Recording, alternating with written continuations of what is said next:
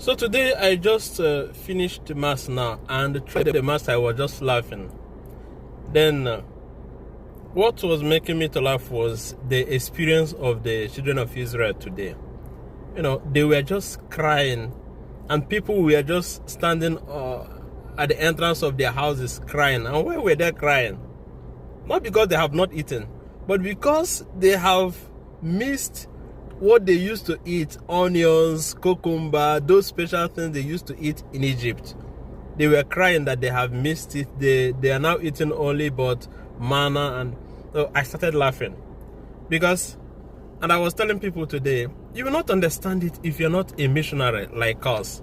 When I say missionary, I don't mean the aspect of just announcing the gospel, but I mean the aspect of leaving your home and going to another place. I could remember in 2015, we left Nigeria, we got to Kinshasa, Congo, and then coming down from the plane, getting to the seminary, the scholasticate, they presented to us this thing we call caterpillar. You know, caterpillar that becomes butterfly. In my language, Igbo, we call it egu. They presented it, and it was the first time we are seeing something like that. I know egu, the bigger ones, but these ones were smaller ones, and there were many, you know. I never knew it was a special delicacy in Congo, but it was a very big shock. And the brothers that presented the meal to us were Cameroonians, and they knew that we are not used to it because we all studied together in Cameroon before going to Congo. You know, in most of the seminary schools that I have passed, especially the international seminary schools, the major problem is always feeding.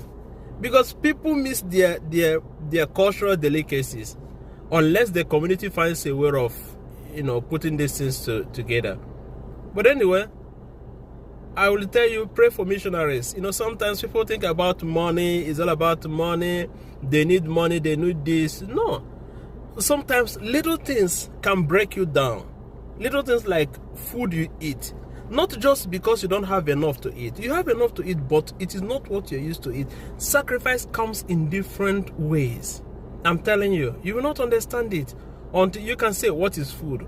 I can eat it or whatever.